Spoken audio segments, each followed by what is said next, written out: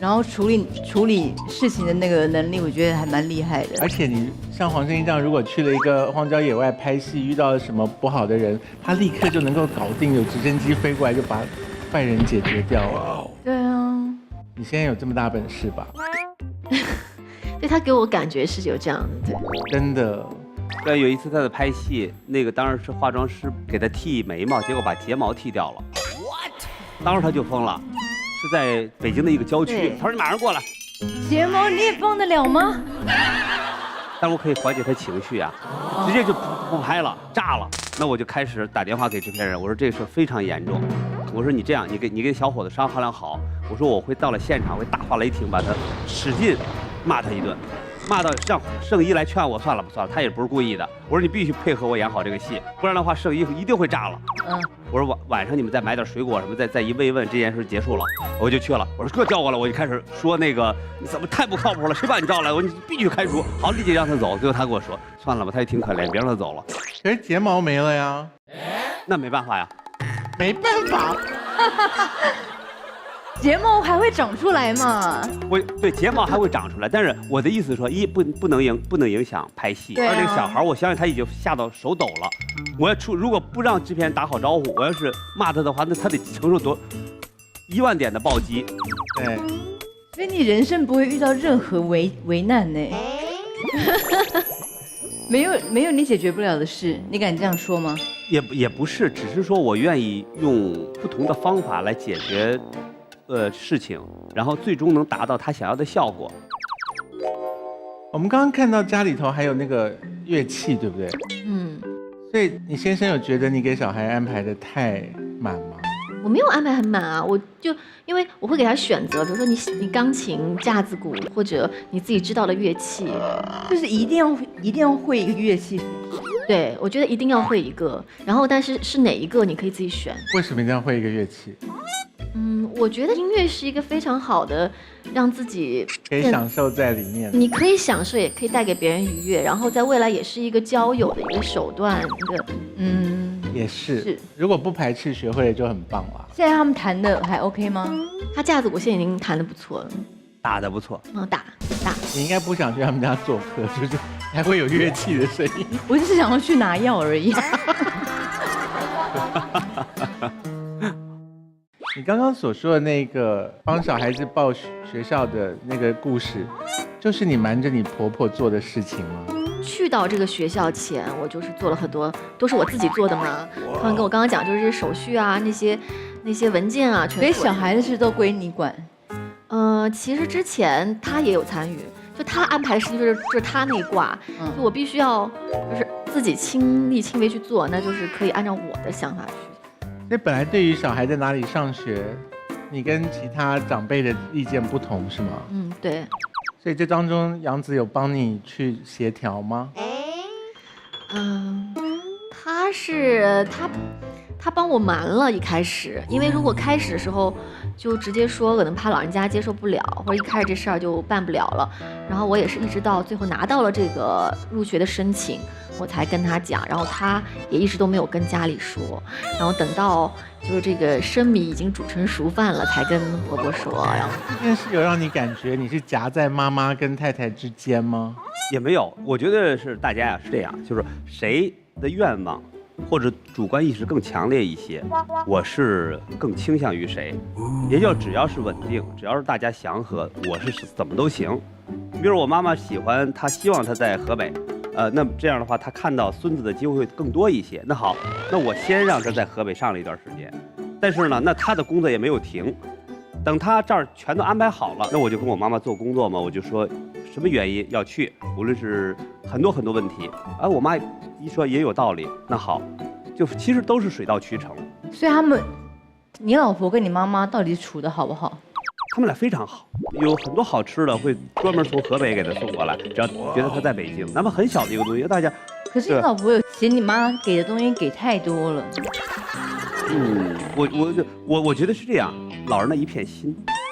圣依他只是心疼吧，不应该是嫌吧？是。一怕吃不了浪费。S 这边就是直接用嫌。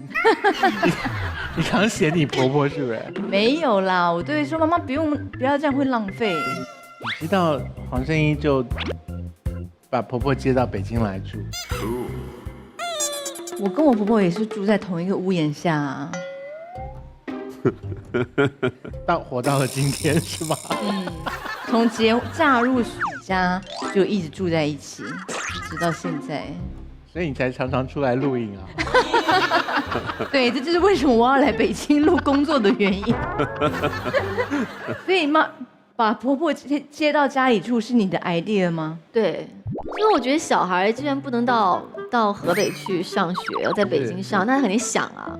那已经这件事情他已经做了妥协了，其实已经是对他来讲，没有看到孙子，那就应该可以的话接过来，让他还是有机会跟孙子可是在一起。婆婆跟你的教育小孩的方式可能会不一样哎。最让你觉得绝对不可以对我小孩这样子做的事是什么？就像我最近，因为老人就觉得这个饭啊，吃饭这件事情，你吃的越多越好。几盘菜他们不舍得吃，就都给孩子吃。前一阵子我儿子就在学校吐了以后送到医院去，对，然后送到医院去，医院就说是吃的太多了，然后说不能吃这么多，然后你孩子在家里吃的多到忍住。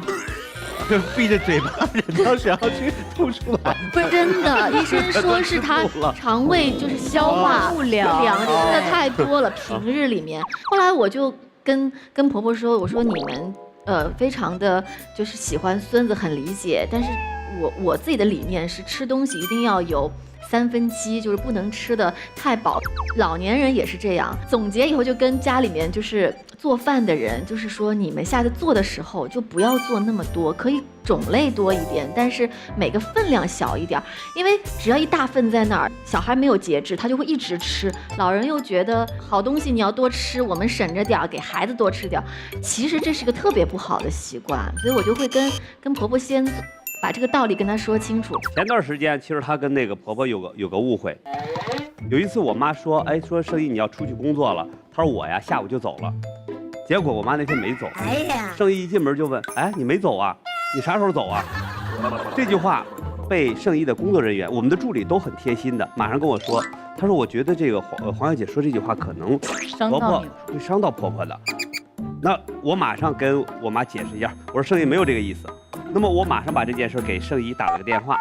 圣依她很着急，那么很晚了，她还说，她说她现在妈妈睡了吗？没睡。她说我一定要给她解释好，我的意思说我好规划好你到底什么时候走，你要不走的话我会怎么安排，你走我会怎么安排。她说没有说赶你走的意思。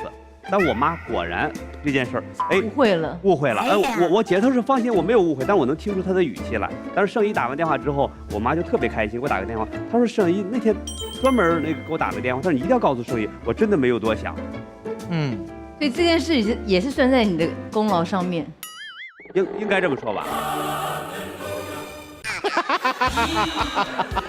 我觉得算在功劳上，他很耐烦。你叫我做这事，我做不到。对，因为要两边打电话，是吧？爱高兴不高兴随便你们了，就是细节我没有你这个耐心，所以你去沟通的时候，你不会拉着你先生一块儿说你不敢独自面对婆婆，要叫先生一起讲？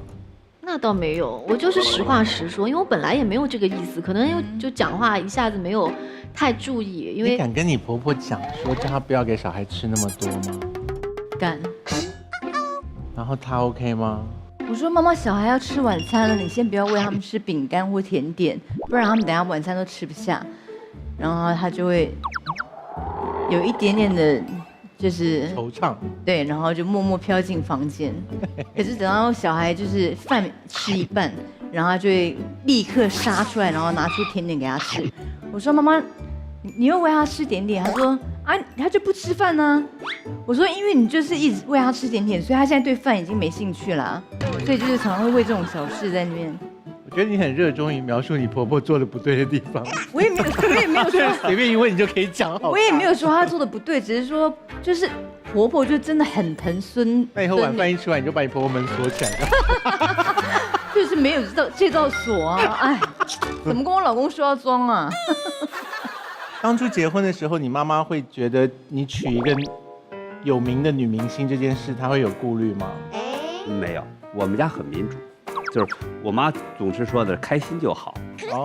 他不会去多问啊，你们什么时候结婚啊，什么时候好过。跟他结了婚之后，真的很开心吗？也挺开心的呀。我们两个其实很搭。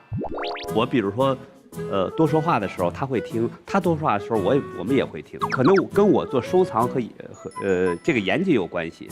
就这个东西好，我的确是有这个习惯，告诉他为什么好，对，它的市场价值是什么，它源于是什么，这可能是我的这么多年以来的习惯。那你也会用这些东西恭喜你的小孩吗？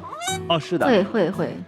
你现在其实你要问我儿子，他只要知道的，他会把来龙去脉也会告诉你，只要你喜欢听。反正他问我爸爸这什么茶壶，那么好，只要问到了之后，来，你坐下来，我会告诉你，哎，怎么样？现在喝口水，有没有？我告诉你啊，这茶壶啊，从这边会不会养成小孩以后不敢问问题？从此以后再也不多问了。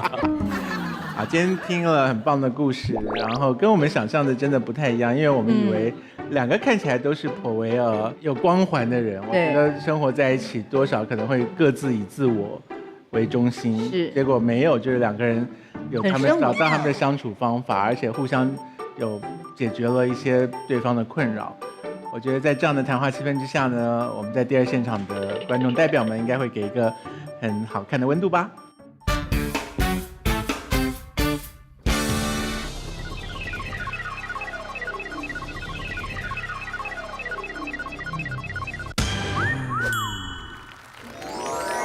好，我们看到最后温度非常的高，我们谢谢我们的这些观众代表，也谢谢今天的两位贵宾告诉我们这些好玩的故事。接下来我们就要做一件事情呢，就是你们所带的东西有一些不会再回到府上了，我们会让他们很棒的从事公益的使用哈。现在麻烦把伏尔加修复车带出来。